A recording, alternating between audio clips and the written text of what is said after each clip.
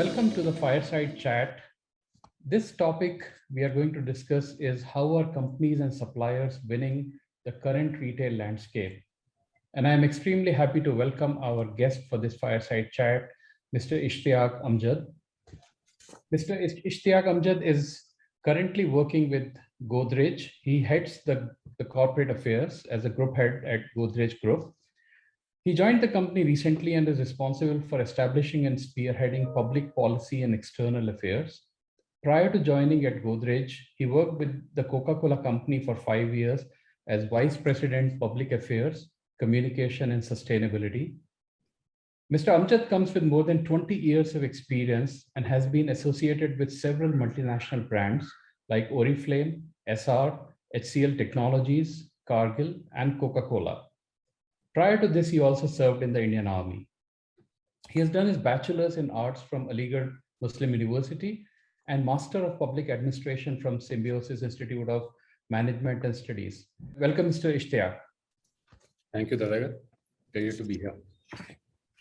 So just to set the context, and I'm sure all of us on this call are very intimately familiar with the Godrej Group. I'm sure most of us have grown from the time where Godrej Almiras were actually the kind of standard shorthand for any storage in the house, and Godrej refrigerators were the de facto consumer brands in the home. And I found it very interesting that the group itself was started in 1897, has a revenue of more than $4 billion, and actually touches more than 1 billion consumers. I think that's really phenomenal.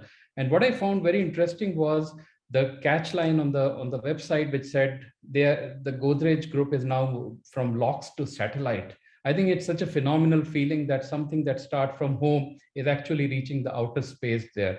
So just to get the conversation going, Ishtiaq, you've been a part of Godrej for a recent time now. What is it that really attracted you to join the Godrej Group, and what is it that really you think drives it from right from home to the space? Well, it is in many ways reflective of also the human aspiration of building home in this space at some point in time. So I don't know when will we really start putting the locks in this space once we have our homes there. But on a serious note, it is the diversity of the group.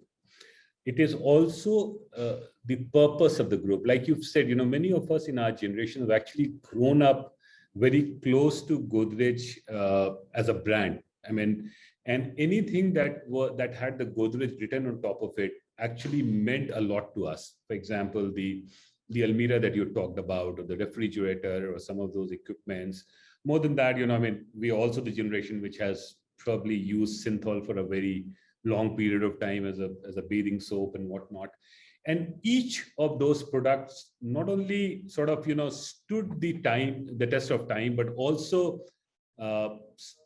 always stood for quality and always stood for a promise that you could believe in, right? So that was one part of it. I think more intimately, what really impressed me is the kind of conversations I've had in the process of joining the group. So, I joined the group in the middle of a pandemic. So majority of my conversations were actually like this, virtual, but the quality, authenticity, and the richness of those conversations, including the one that I've had with the promoters, both Nisa and Pirosha, they've been just extraordinary. And with each of those conversations, my resolve to come and work for Godrej just got strengthened. And every day I can tell you, I'm learning a new thing. The diversity of the group, as I said, is so vast. I've worked in certain sectors in the past, but this is new learning every single day. And I'm only getting humbled and getting more and more enriched in my understanding of businesses and what a business can do by doing good to the society. Awesome. So yeah, let's with that little bit of a brief introduction, let's dive into the chat itself. And you talked about COVID, and of course, in the last 1.5 years, COVID has impacted all of us in ways that we never could have imagined before COVID. The crisis has also made business change a lot of strategies for all the business around the world. How did Godrej navigate through the worst of this crisis? And if you would like to talk about some of the measures Godrej took to ease the things for your consumer suppliers and the stakeholders, and also most importantly, stay resilient, because we don't know what is the end state of this COVID crisis. So how does the group really manage to stay resilient during this time? That's an interesting question, TG. In fact, let me just again come back a little bit in the history and then come to the current pandemic.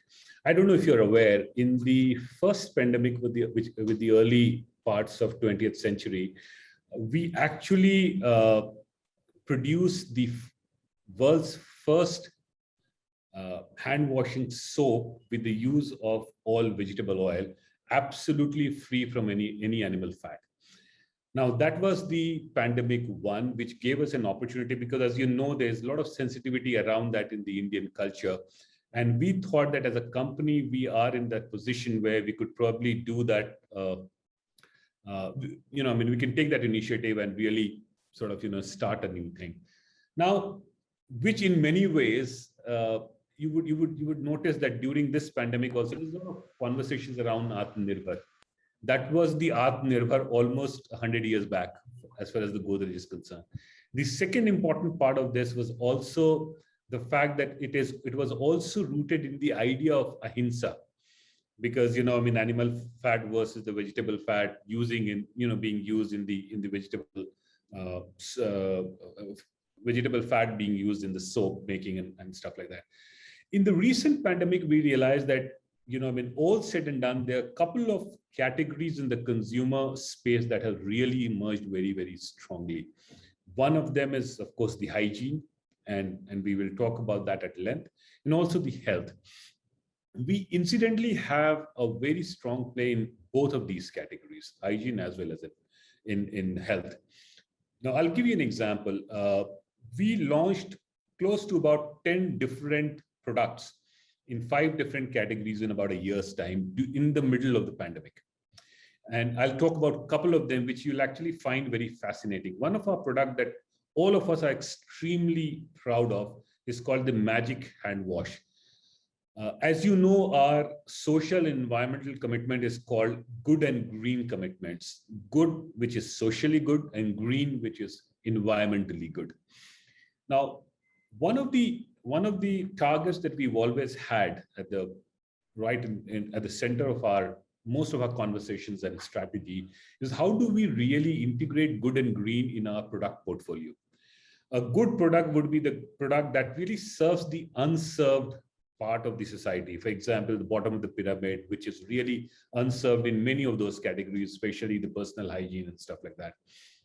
Green is, how do we really reduce the footprint, whether it is a water footprint or plastic footprint or energy footprint of any product. And a product footprint is actually across the value chain. It is just not the production of that product, but also the way it is transported, consumed, and discarded, right? So Magic Hand Wash is actually a 15 rupee powder to liquid hand wash. Now, what it does is that it has democratized in terms of its affordability by the bottom of the pyramid, because it is the cheapest hand wash available anywhere in the world, number one.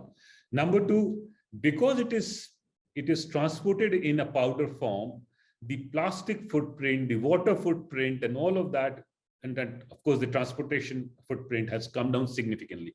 So it's a classical example of how a good and green in the middle of a pandemic can be launched. So this is one example. The second one is, you would have seen these air freshness, which most of us hang in our lavatories and bathrooms, Godrej Air. We realized that just the fragrance alone is not good enough, and especially during this time. So our R&D team came up with a combination of products. So when you are really using an air freshener, you're actually also using something which creates the environment safe there by virtue of the new R&D outcome of that. Similarly, one of our fabric care brand, Easy, for example. Now, most of us would typically use in our washing machine fabric softeners and the soap or whatever detergent we use for our washing our clothes. We actually combined the two and made it 2-in-1. So Easy 2-in-1 is actually, it's a product which is not only for washing, but also for softening. So you don't need 2 different products to really take care of your fabrics.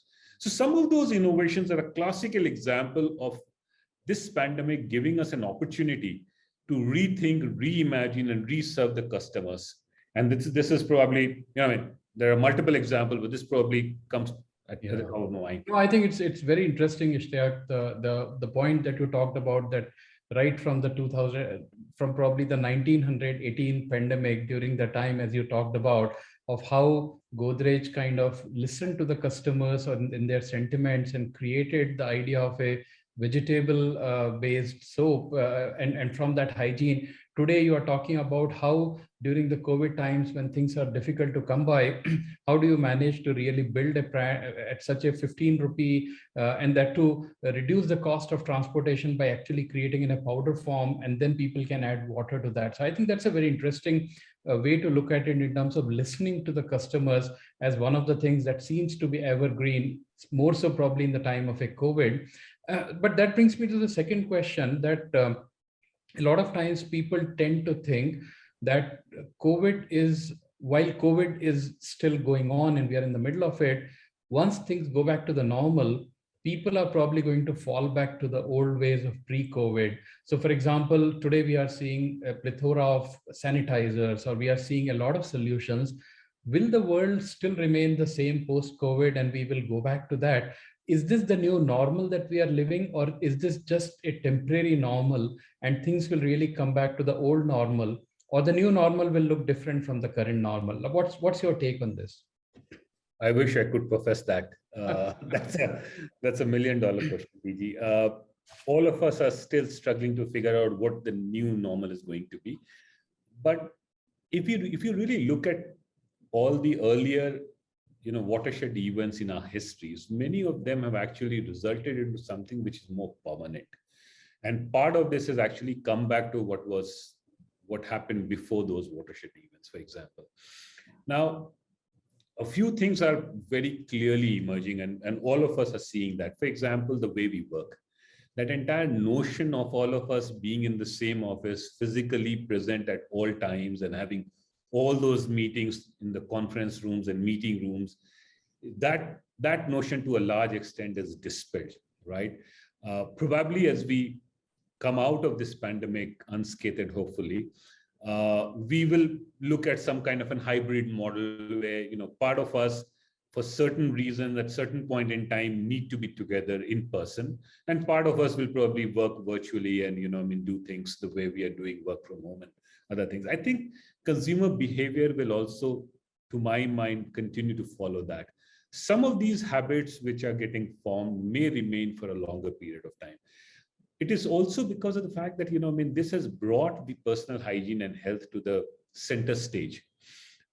Many a time, I tell you, it is such a funny experience. A few days back, I was traveling and I got back home and I had a little bit of a bug in my stomach, right?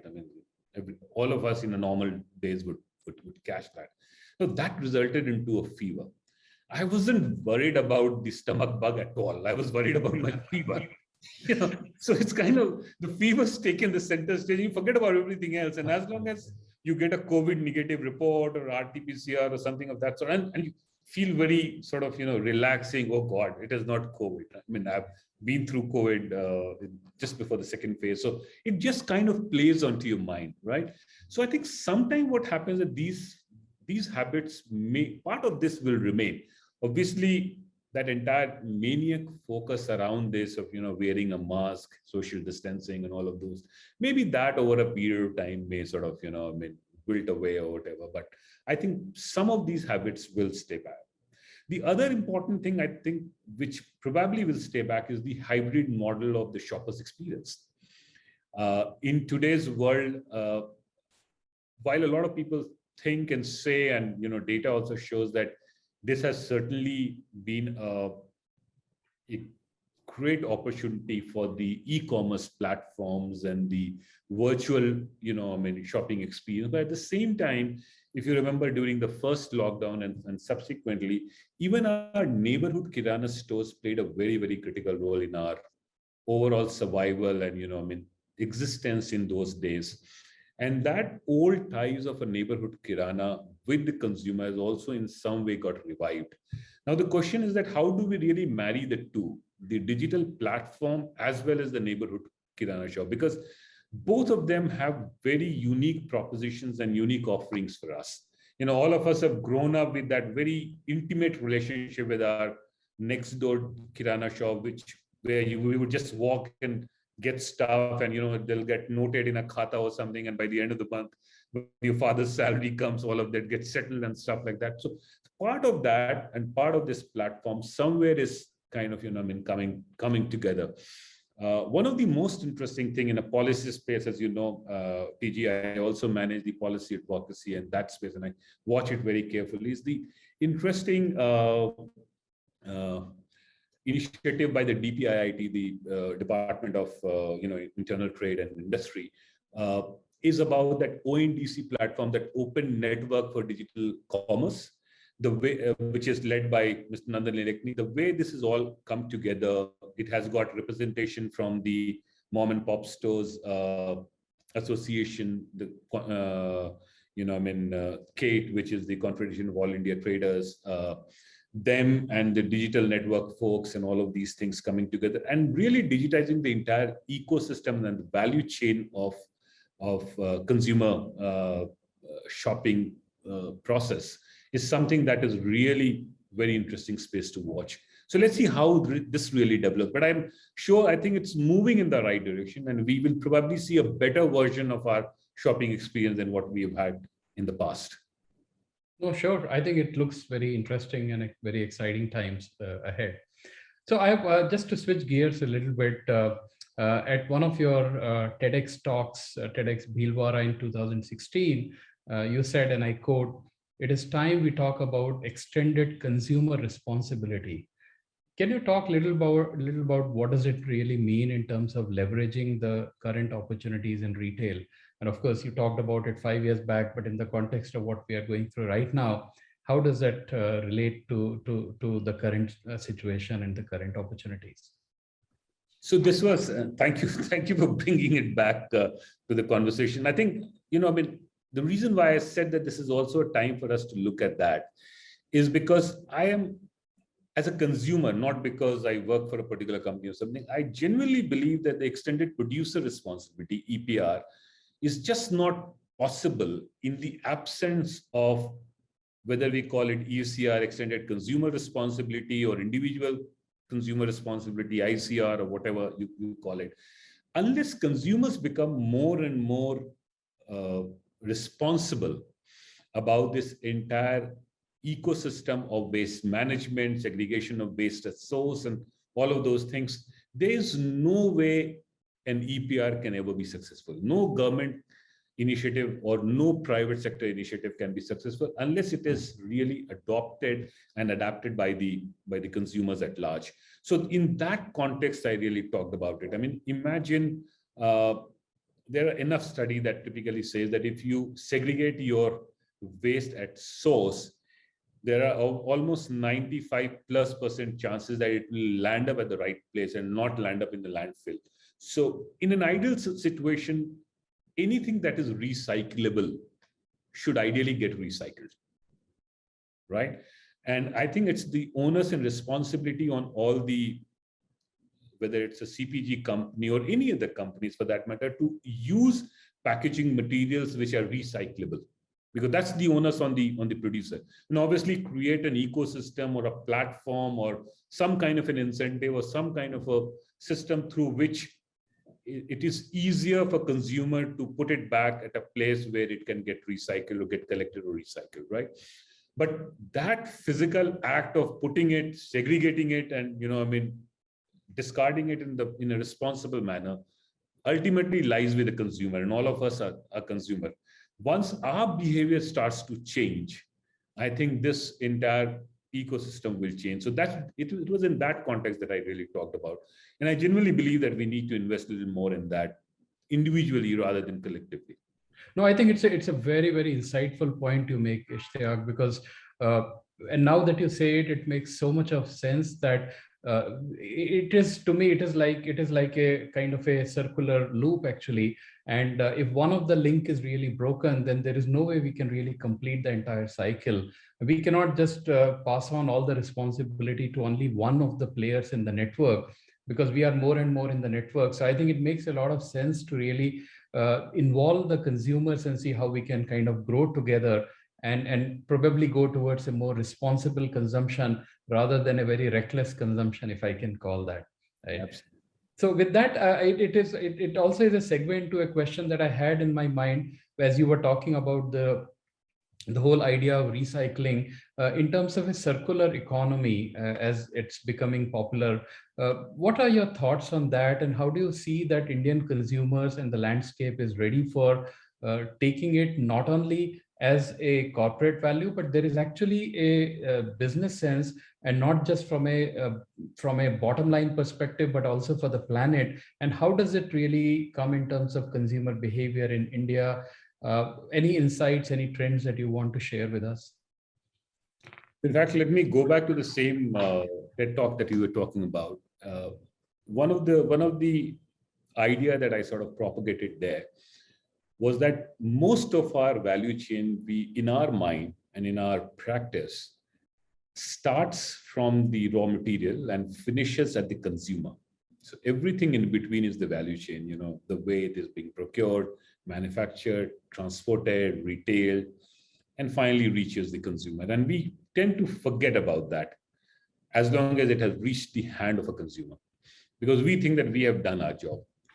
Now, I think in a real circular economy, there's another value chain, or whether we call it a supply chain or reverse supply chain or whatever nomenclature we want to give it, that needs to start at the consumer space and comes back to its logical conclusion.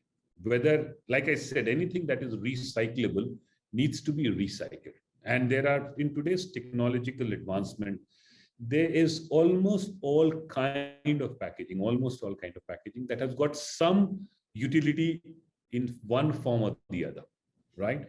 So this entire circular, economy idea actually starts at the consumption. And then just as we have over decades built that entire distribution network, transportation network, taking a product from our factory to the last mile village for sale, a similar kind of a ecosystem needs to be created in a reverse form. So right, it gets collected there, and then it moves in a certain way to its nearest possible recycling center, collection center, aggregation center, whatever it is, and then it kind of moves back, and then gets into that. One of the important things which I've actually worked in my previous avatar quite a bit is the legislation around that. For example, today the packaging legislations around what we call the food grade material and the non-food grade material is a little more stringent in India. India is one of the very few countries that does not allow recycled material to be used in a food grade packaging. Even in some of the non-food grade packaging also, there are some restrictions, for example. Now, as I said, the technology is available, and a lot of Western worlds have actually adopted that, where you can literally recycle the entire package or a bottle or a plastic package into something which is as good as a virgin plastic. So I think the legislative support and the policy support is also something which is very important. At some stage of my life, I was actually, this 6-7 years back, I used to live in Singapore. Singapore has this concept of new water, which is actually mixed in the tap water. That time it was 20%, and the idea was to make it 100%. And that new water is actually a sewage water, which is so well recycled and filtered that it is actually, more hygienic and safer than a fresh water. And the idea behind that was it's an island which is surrounded by seawater, and they're always, they wanted to be water, self-sufficient, and they didn't want to import water from the neighboring countries like Malaysia. And they started this new idea of new water. In many parts of the world, this is now a reality. So I think, we have to really think beyond the obvious and think out of the box to find solutions which are more sustainable, and only when we accomplish the scale in those solutions that it will become more and more affordable for consumer. So I'm a strong advocate for this, that, we really have to go for a circular economy in the real sense. No, I think we just have one planet, and that's a finite planet, and we all have to make the best of the resources available to us. I totally agree with you. Yeah, we are almost at the time now, so I just want to take another minute or two. And if you have to look out and see what are the bright spots do you see in the coming time as far as Retail Horizon is concerned, as the world emerges out of COVID, from the consumer preferences, from the technology and other opportunities, what are some of the things that come across as very bright opportunities or bright spots to you? There are a few for sure. I don't know where did I hear that, but this is a terminology that stayed with me. It's called phygital. So the physical space and the digital space merging together. Many of us who worked in the consumer goods company for a long time, a large part of our market visit and our, understanding of retail space was essentially restricted to two things. One is that planogram, the way you really display your products, where, what part of the shop you really get to display and how much of an eyeball you really catch because of that. And of course, the product merchandising at the retail space and all of that. Now, in today's world, with the advent of augmented reality and AI and everything, these planograms and merchandising can actually happen on my mobile phone, personalized to me based on my behavior. So what product should actually pop up and should come to my laptop screen or my mobile screen is something that is really doable. Now, that is one aspect of retail that is really catching away at a very, very fast pace. But at the same time, the physical experience of shopping and touch and feel in a brick and mortar space. Yesterday was weekend. I happened to go to one of the leading malls in Gurgaon called Ambience Mall. On an Independence Day, you could barely walk in that mall. There's so many people who have just come there and they're buying stuff, because that entire, experience of being at a retail space and touching and feeling and experiencing your product is also very, very different. So I think somewhere the merger of the two it's certainly going to be probably the bright spot for the retail industry. But also, like the 3-4 products that I talked about, the consumer brands have to really listen to their consumer needs in a very, very intimate way. Interestingly, the consumer landscape is only going to get wider and wider. I remember there was a data point in April 2020 that for the first time after the migration of all these daily wages workers happened in India, sometime towards the end of April 2020, the data consumption in rural India had surpassed the data consumption of urban India for the first time in the history. Now, that's a classical example of what is changing around us, right? During the pandemic, we realized as Godrej, in fact, our own footprint in terms of the sub-centers and all those things that we do in a rural part of the world to really have our more integrated go-to-market approach has really increased almost 30 to 40% during the pandemic, because it's also time for us to reach out to the consumers who are there to serve their needs. While a large part of e-commerce is still kind of restricted to a certain tier 1, tier 2, or tier 3 kind of a town, and not really gone to the rural areas to the extent that it has to. So I think somewhere this entire combination, understanding the nuanced needs of consumer, listening to them, and then giving them solutions that is so unique and so important for them in their own lives, is something which is going to be an interesting trend to watch out for. No, thanks a lot. I think this is very interesting. And the fact that you brought out towards the end, which is like, we have to listen to the customers intimately and probably go to them and not really go with the mental model. The point that you talked about, that the data in the rural India has actually surpassed in the urban India. That's a actually sign of times to come. And I think all of us will be well advised to kind of look at it and understand and really build the products and services around that, rather than going with the mindset that, hey, we know what is right, and kind of go with that.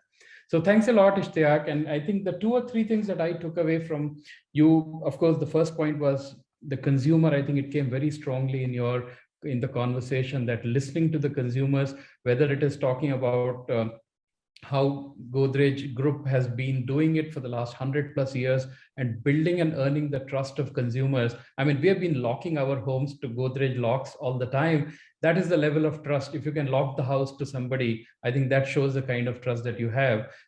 So obviously, that's an important part of the entire responsibility of a supplier or a company towards the consumers. The second part that I heard was very strongly about really caring for the planet and really looking at how can we reduce, recycle, and make sure that we are caring for the planet. We are looking at patterns like circular economy, and really building it. And the point that you talked about, which is really the whole extended consumer responsibility, I think it drives a very insightful perspective that we cannot simply be a careless consumer, but we have to be a responsible consumer to really make the whole thing work for all of us there. And the third part of really was, how do we really leverage these technologies and deliver those experiences which really make the consumers find what are the right choices, right options for them, whether they go into the stores and really shopping, and how do we really enable some of those experiences, or how do we really give them the choice and options about what they are looking at. So this has been really great, Ishtiaq. Thanks a lot for taking the time out for this fireside chat. And on behalf of the Converge team at Walmart, I would like to thank you for your time. It's been great talking to you. Thanks once again.